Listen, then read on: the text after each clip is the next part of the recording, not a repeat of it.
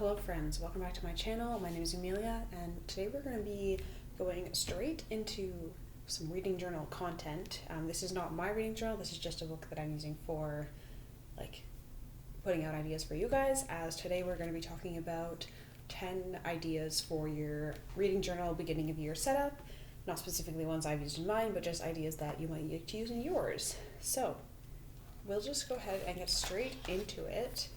So I've set up a few ideas for you guys here, and I've chosen to use this just A5 notebook because I think it's probably the most common notebook size, so probably slightly more relevant for those of you who have your own reading journal, as it's likely to be this size. But anyway, the first sort of spread idea I have for you guys is reading achievements. Now this is kind of similar to a book bingo, but there's not an emphasis on trying to complete a row to get a bingo or anything. And these are inspired by Steam achievements because I like to play games, and honestly, the best part of a lot of games, okay, that's not true, but a large motivator to playing games is getting achievements, and they often give you ideas of different ways to play the game. So that's kind of the vibe we're going through here. I've just written down a few ideas, but it's going to really depend on what you're interested in your reading. But I wrote down first 5-star read of the year, Monolithic, a book over 800 pages. We've got Monthly Dose, read a nonfiction every month of the year. A to Z, read a book for every letter of the alphabet. We got Mr. Worldwide, a book from every continent. Completionist, finish your personal physical TBR. And All Day Every Day, read every day for a month. And finally, 100%, finish an entire series. And then I have just drawn out some little icons here. You can make those as customized to the achievement as you want, or just have them all kind of be the same, or just put a number or something. And then the idea is that you color them in as you get them, and maybe you have some sort of prize or something that at the bottom, if you do all the achievements, maybe you get to, I don't know, buy another book or something. That's up to you whether you want to add a reward or not. And then I also just have a section underneath each goal where you could write down, for something like this, you could write down the title. For something like the series, you could write the series name. Or for something like this where it's a book from every content, you could write the completion date of the whole thing, where there's probably space. You could write the completion date of the book from each continent. I mean, it's up to you, whatever information you think is most relevant, and obviously there's a good chance you're probably not going to put these specific ones, but they're just some ideas.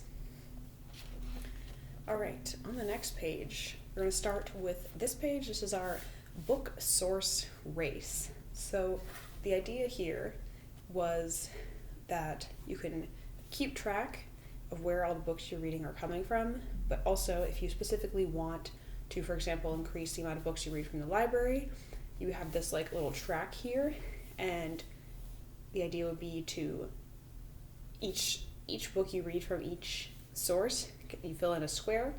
And so if you're trying to read more library books, you're trying to fill in those squares and get to the finish before any owned or whatever other books. And of course you could put whatever sources here that are most commonly used by you. You could have more sources than this. You can change the shape of the track. You can change the number of spaces on the track, all to adapt it to the number of books you read, the number of locations you get books from. And yeah, I guess those are probably the main things. But I just did kind of a simple spiraling design. I think it's kind of fun. And this is another one where if you wanted to have a prize for finishing whichever specific one you want to finish first, you could do that as well and put it in here somewhere. But yeah, that one is pretty simple. I always tried to, for these spreads, make them relatively simple and use a few materials. So I did use stamps and stuff for the titles, but those are of course not necessary. You could just use a black pen or marker. I use microns for these, but you can use any black marker, or if you like blue, that's fine too. And then I use the same 3 Crayola markers for all of them. So if you have just a couple color markers, then you can do any of these things as well. So that is the book source race. And then the next thing I have here is a year in review. I do actually have one of these in my current journal, and I've had that previously as well. I always think it's an interesting one to include because it's kind of fun to look back on, and if you're just flipping back through your old reading journals, that's a really easy way to sort of see what your reading was like that year without having to, I don't know, read all like the titles of all the books that you read or something like that. So for this one, I've used kind of like a dashboard sort of layout. I think that's makes it very easy to differentiate between the different pieces of information, keep them separate, and also kind of create an interesting like layout with the different like tiles. And I've used this in most of the spreads, but it's kind of like a very typical bullet journal but like technique of just using like a color and making a little bit of a drop shadow around the boxes to add a little bit more color and interest. And then the like information that I decided to include in this, obviously you can do whatever information that you find is interesting, but for this I included a spot for total books read, total pages read. You can have a little pie chart for the distribution of the genres that you read. I've got a little chart for averages here, so you can have average stars, the average length of your books, the average amount of pages you read per day, and the average genre of all your books. And then I have finally a spot here for a favorite book, but however much reading data you keep track of, like what reading data you keep track of, it will impact what you decide to put here. And I like that it is very personalizable.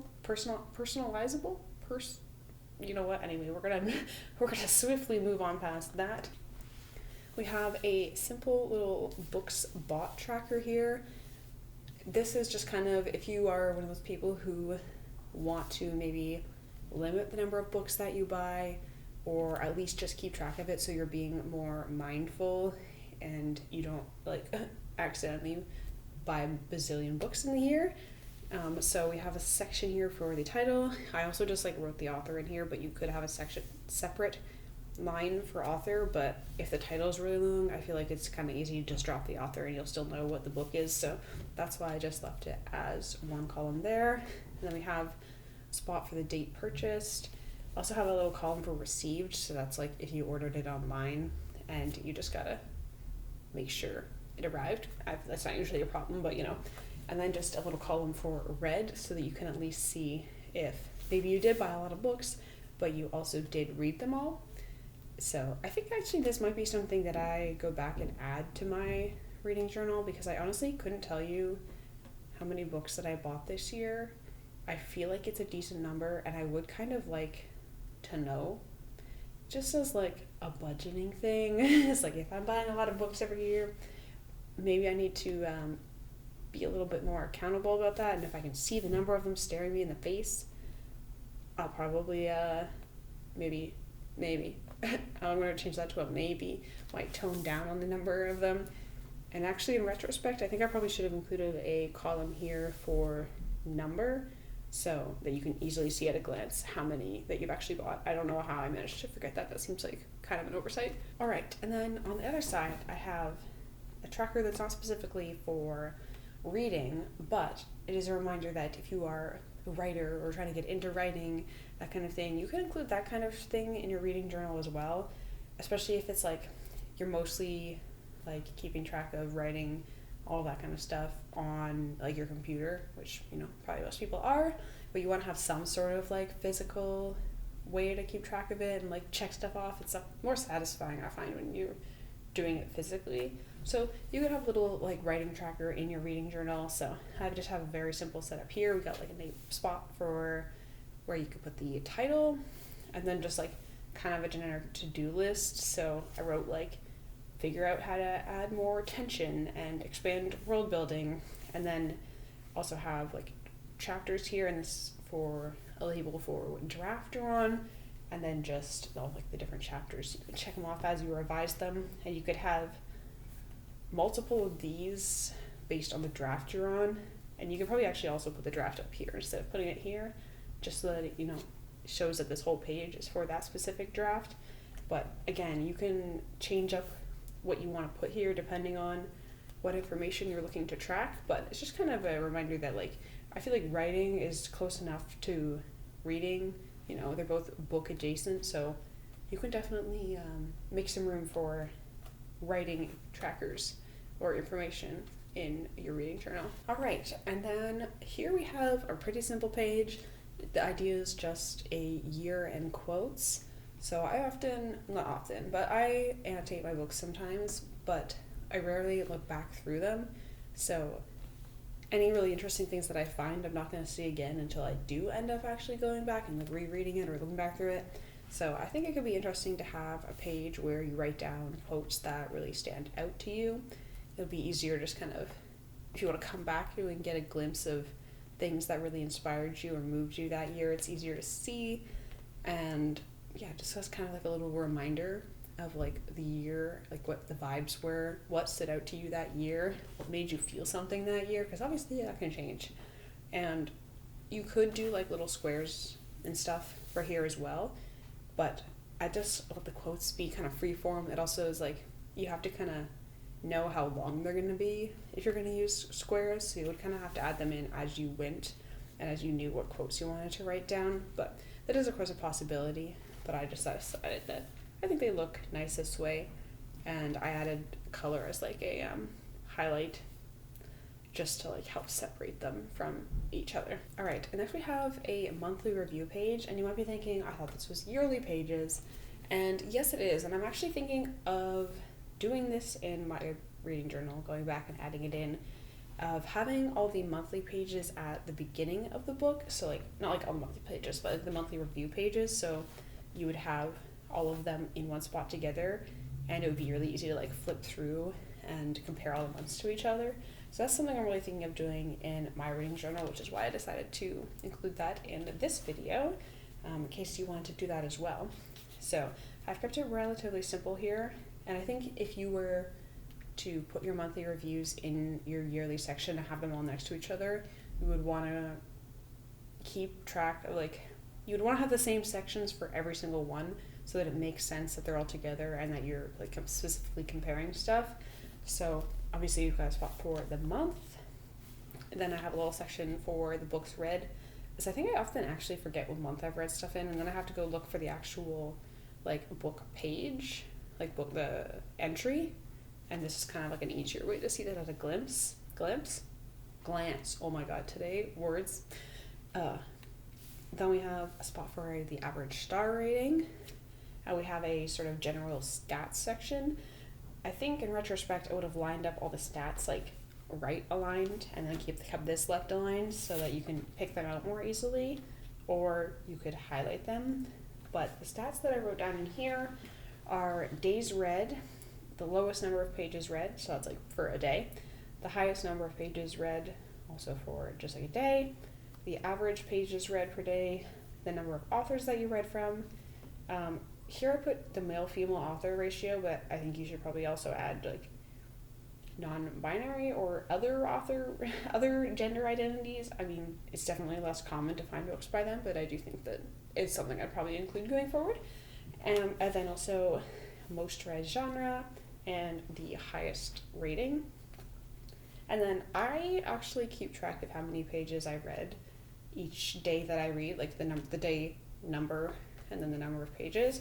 So something I find kind of interesting is doing my average pages by day of the week.